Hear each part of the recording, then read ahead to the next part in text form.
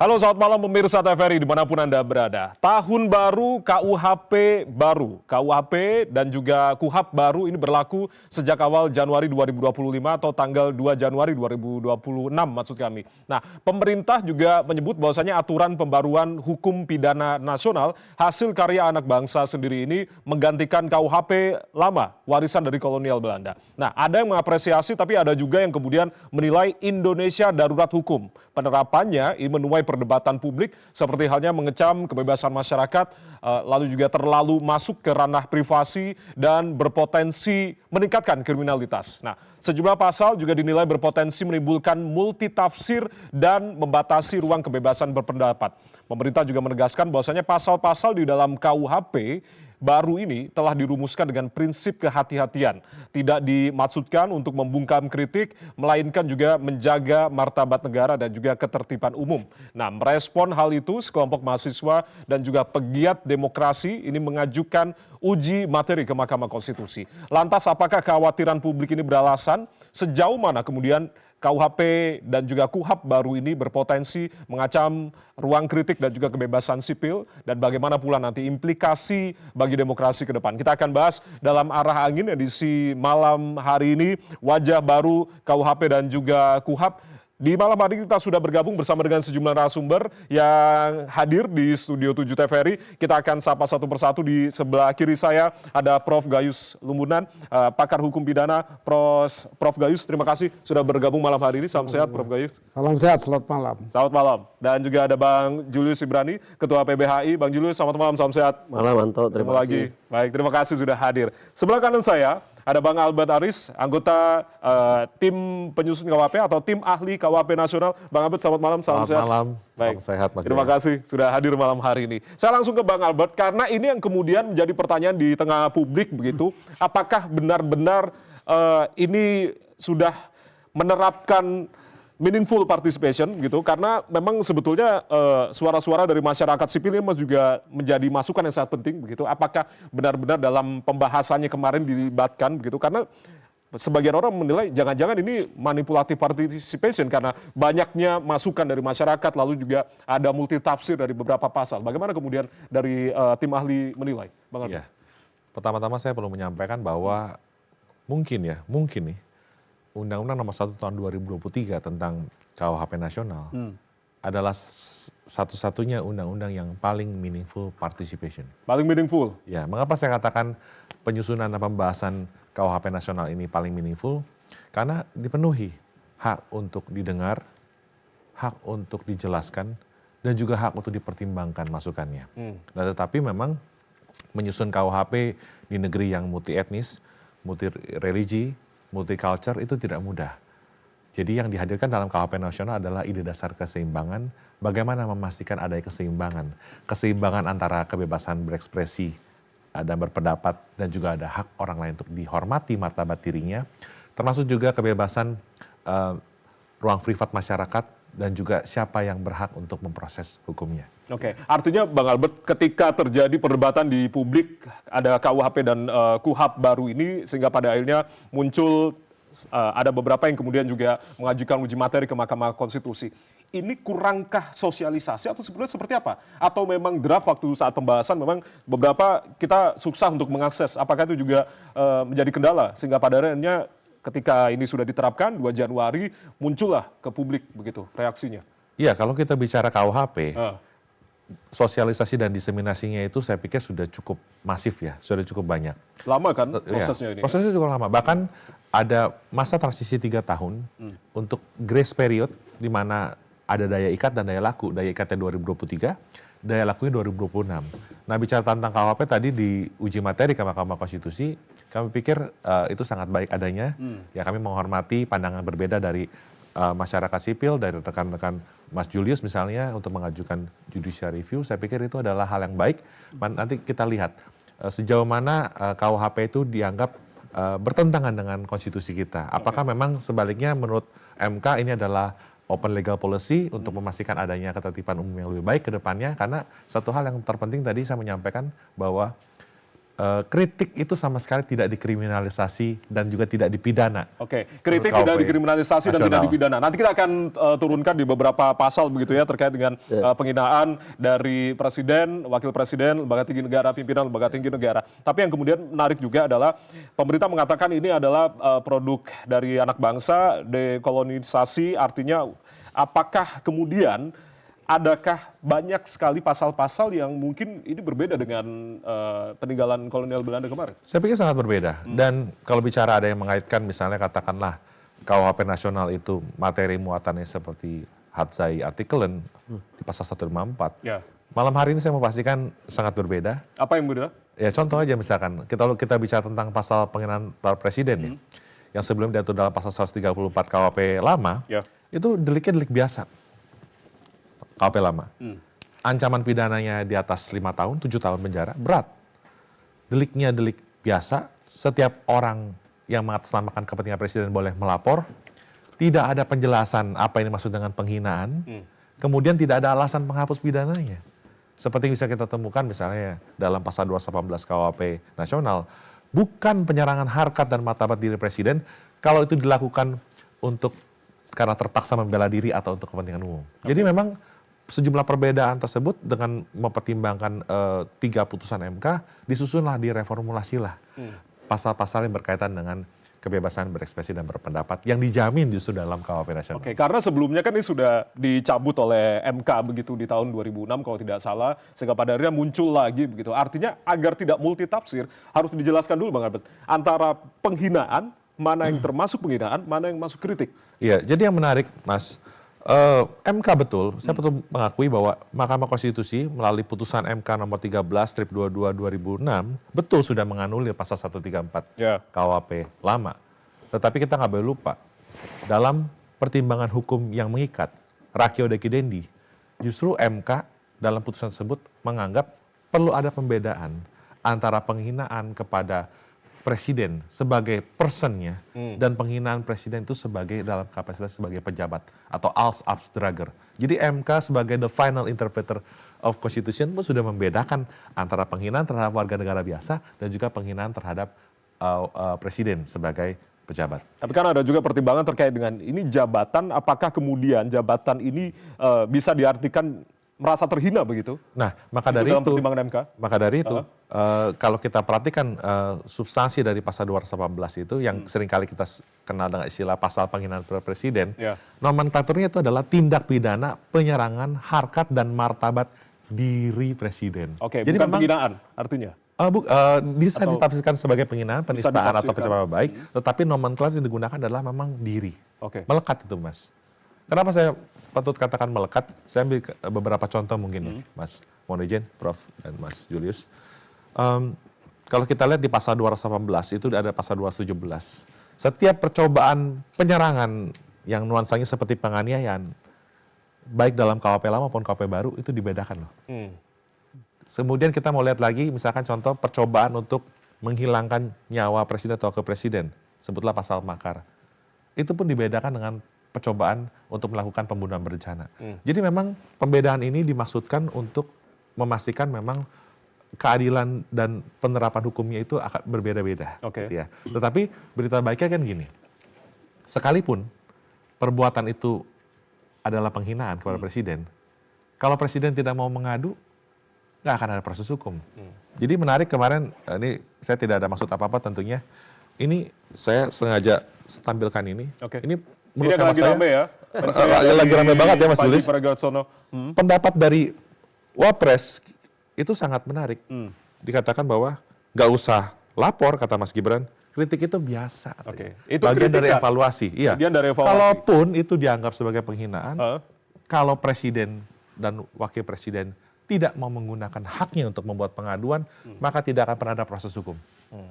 Oke, tapi kan ini kan juga ada hak juga dari presiden dan wakil presiden untuk kemudian menggunakan haknya. Itu yang kemudian dikhawatirkan, sehingga pada akhirnya masyarakat juga khawatir nih untuk kemudian melakukan kritik, harus jelas juga artinya kritik dan juga penghinaan secara pribadi begitu ya Bang Albert ya?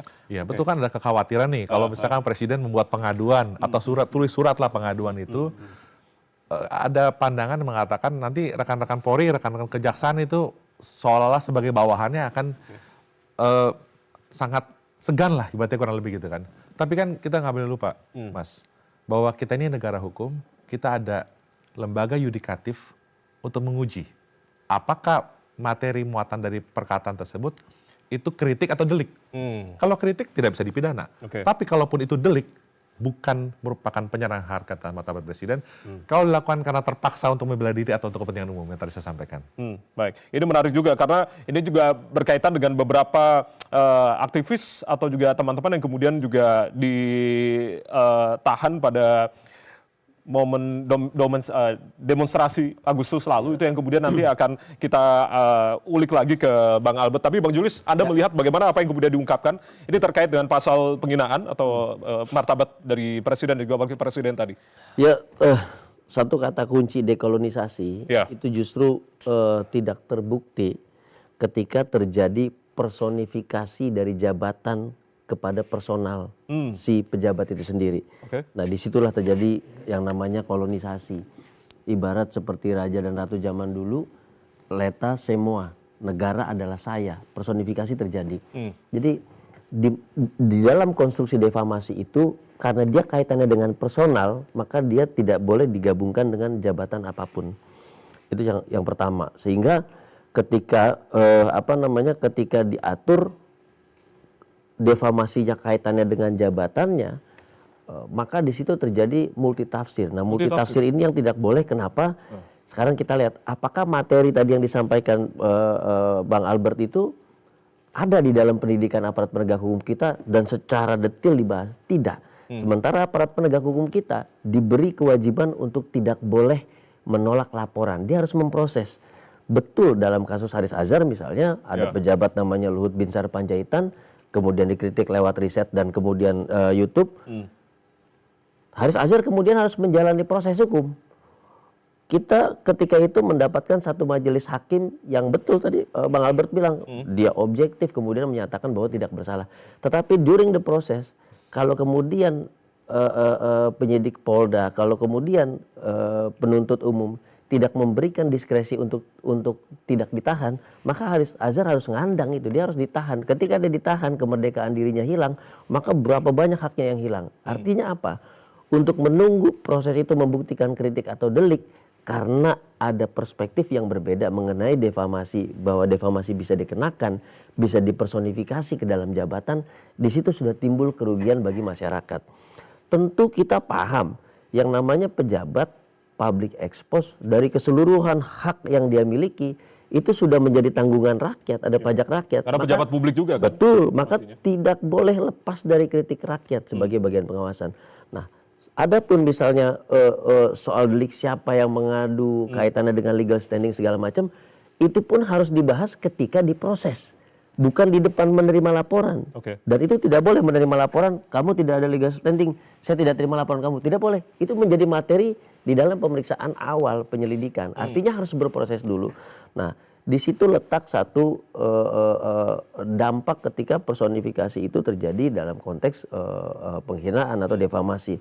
Nah, kami katakan selalu bilang begini, itu secara teori, secara fakta. Saya pernah riset, Mas Jaya, 2012 ke 2015 lalu nyambung 15 ke 18. Penggunaan pasal-pasal defamasi itu selalu menggambarkan problem dalam konteks filsafat namanya strukturalisme klasik. Artinya yang melapor selalu mereka yang punya power. Power dalam kaitannya dengan jabatan, power kaitannya dengan modal, power kaitannya dengan pengaruh. Gitu. Sedangkan yang dilaporkan dan kemudian masuk penjara adalah selalu buruh dengan upah murah, orang-orang bawahan gitu, pekerja-pekerja kasar, aktivis mahasiswa dan jurnalis kritis. Dari strukturalism gap itu kita bisa lihat bahwa defamasi ini dikaitkan lalu dipersonifikasi ke dalam jabatan adalah sebuah pisau yang amat sangat tajam ke bawah tapi dia tumpul ke atas. Ini konteks yang saya pikir kalau tadi dibilang meaningful participation, saya setuju dalam konteks kuantifikasi setuju. Pak Bang Albert keliling Indonesia nih ke kampus-kampus, saya setuju. Tetapi dalam hal perspektif dalam hal experience. Nah ini yang belum kami rasa diakomodasi. Karena kami di grassroots, di akar rumput merasakan pedang itu di bagian tajamnya. Gitu. Sedangkan pejabat-pejabat penyusun ini di kelompok power yang di bagian tumpulnya. Jadi dia tidak bisa melihat sisi tajamnya. Nah ini yang harusnya dipertajam dalam mendefinisikan meaningful participation, bahwa there is another side that we need to consider. Nah itu yang belum kami rasakan, dan saya pikir pasal-pasal ini kemudian masih bisa digunakan nggak ke depannya? Amat sangat masih bisa terjadi. Kasus hari ini Panji, kita setuju itu komedi berbayar bahkan gitu ya, jadi nggak ada kaitannya dengan pidana. Bahkan ada kesalahan Panji ketika ngomong ada pegawai Kejaksaan Agung korupsi 1 triliun, padahal yang dia maksud pegawai Mahkamah Agung. Tapi kita tahu kesalahan-kesalahan itu adalah konteks komedi, konteks kritik, konteks lucu-lucuan. Nah, pertanyaannya, apakah penegak hukum memiliki kepala yang sama dengan kita? Apakah penegak hukum itu berada di sisi pisau yang tajam atau pisau yang tumpul? Nah, ini pentingnya rantai komando nanti. Agar tidak terjadi multitafsir juga antara penegak hukum. Yes, akhirnya apa? Akhirnya kita bersandar pada politik hukum di dalam penegakan hukum itu sendiri. Karena tadi ada pengalaman, ada tafsir yang berbeda, ada perspektif. Gitu Mas ya. Agar tidak ada tafsir yang berbeda artinya Prof. Ini kan ketika nanti pelaksanaannya dan nanti akan berlangsung begitu. Apa yang kemudian harus diperlukan? Peraturan tekniskah atau seperti apa yang kemudian juga pemahaman secara keseluruhan? Tafsir itu memang sulit untuk dipastikan ya, namanya juga tafsir. Tapi kalau saya melanjutkan percakapan sebelumnya tentang bagaimana dugaan pelanggaran oleh pejabat tinggi negara, pejabat tinggi tertinggi ya Presiden. Ada 2 hal sebenarnya kita mengukur kesalahan itu. Yang pertama, apakah itu delik atau perbuatan pidana dari seorang presiden atau orang yang menjabat sebagai presiden. Kedua, memang ada kesalahan yang tidak ringan, unprofessional misconduct. Nah ini 2 hal ini berbeda, tetapi dekat-dekat juga. Bahkan bisa diberhentikan sebagai presiden kalau di-impeach terhadap unprofessional misconduct tadi. Banyak contohnya. Ya, Presiden Amerika pernah begitu dengan pengakuan dan sebagainya kemudian selesai. Maksud saya adalah untuk menentukan yang mana presiden boleh diajukan dalam sebuah perkara. Itu tentu diperlukan penelitian yang lebih dalam dan tinggi ya, dan harus satu sosok yang betul-betul mempunyai kedudukan yang selain objektif, tapi juga dia mempunyai keteguhan, keberanian ya. Banyak contohnya. Kalau kita katakan seorang hakim agung Belanda misalnya Tavener, dia mengatakan saya nggak perlu undang-undang, yang perlu hakim yang jujur, jaksa yang baik, kemudian advokat juga yang baik. Nah, itu kira-kira akan saya berikan hukuman yang adil. Nah, itu salah satunya. Tapi saya ingin mengatakan pengadilan tidak berhak mencampuri urusan pelanggaran etik. Artinya kalau presiden etik termasuk kaitan dengan kekeluargaan, hubungan perempuan dan laki misalnya, itu juga bisa di-impeach. Jelas di aturannya di konstitusi kita diatur itu, membocorkan rahasia dan sebagainya. Nah oleh karena itu pandangan saya ketika saya menyampaikan di kesempatan ini, saya memerlukan sekali pandangan tentang apakah perlu mahkamah etik di samping mahkamah hukum. Ya. Mahkamah etik ya Pak? Iya. Karena jadi tidak masing-masing memiliki aturan menguji unprofessional misconduct tadi, tapi satu. Tentu ukurannya, presiden menteri yang melanggar diukur di mana. Apakah dia delik yang dilanggar ataukah etik sebagai jabatan yang dilakukan tidak dengan niat jahat tapi mengakibatkan sebuah kerugian, bisa negara, bisa individu. Nah oleh karena itu bagi saya ukurannya adalah bagaimana undang-undang ini dikenakan. Undang-undang dikenakan kepada apa yang dilakukan oleh pejabat tinggi negara atau pejabat negara. Ini kira-kira. Tapi saya akan melanjutkan lagi tadi bagaimana sebuah undang-undang yang baru lahir itu mempunyai implikasi, mempunyai dampak. Bagi saya undang-undang itu tidak pernah lahir sempurna ya. Tidak ada di dunia ini undang-undang yang bisa lahir yang sempurna. Tentu ada cacat di undang-undang atau ada lubang yang bisa digunakan secara salah. Nah ini bagaimana sebenarnya pembuat undang-undang yang punya kompetensi bagus itu harus netral. Netralitasnya tinggi sekali ini. Tidak ada kepentingan apapun, politik maupun yang lain. Nah oleh karena itu perlu ukuran-ukuran untuk mengukur seseorang telah melanggar undang-undang apa, apakah itu undang-undang etik tadi atau undang-undang hukum atau delik. Nah ini bagi saya ukurannya di situ. Saya mengambil pendapat seorang pakar dan kepakar digunakan ya, seperti saja Philips Nonet dan Selznick. Dia membagi 3 itu untuk mengukur undang-undang yang bisa digunakan dan tidak ada salahnya. Tapi itu melihat tempus dan lokusnya. Bagaimana undang-undang yang represif itu diperlukan. Kita sebelum kita merdeka sudah menggunakan itu, represif ya. Semua ditangani oleh militer ya, Laksus, Kokamtib, segala macam seperti itu. Apa salah? Saya pikir tidak. Karena waktu itu diperlukan itu. Kemudian kita berubah ya, kalau saya hitung di zaman Pak SBY kalau di Indonesia ini. Itu sudah undang-undang yang bersifat otonom. Otonom itu hanya pada undang-undang saja. Tapi ini nggak cukup kalau mengukur pakai teori Nonet dan Selznick tadi, yaitu responsif. Undang-undang itu harus responsif, yang diusulkan oleh masyarakat untuk mengatur dirinya, untuk mengatur seluruh masyarakat. Nah ini mungkin diperlukan, saya bagi 2 tadi. Apakah undang-undang ini nanti mengatur mengenai etik atau mengenai delik? Itu kira-kira pandangan saya seperti itu. Nah, apa upaya pemerintah hari ini? Implikasi telah timbul berbagai cara, bahkan ada ide mau menguji materi. Nah, saya pikir pemerintah wajib membentuk beberapa tim untuk menyikapi implikasi ini supaya responsif itu muncul. Sebenarnya maunya macam apa sih? Ketika saya di DPR itu kita mempunyai hari yang untuk merespon aspirasi masyarakat. Kita sebut dengan kata yang agak lucu, hari jaring asmara, menjaring aspirasi masyarakat. Itu hari Selasa itu. Seru Prof singkatannya ya. Itu hari Selasa. Nggak tahu sekarang Komisi 3. Dulu saya 2 periode di situ.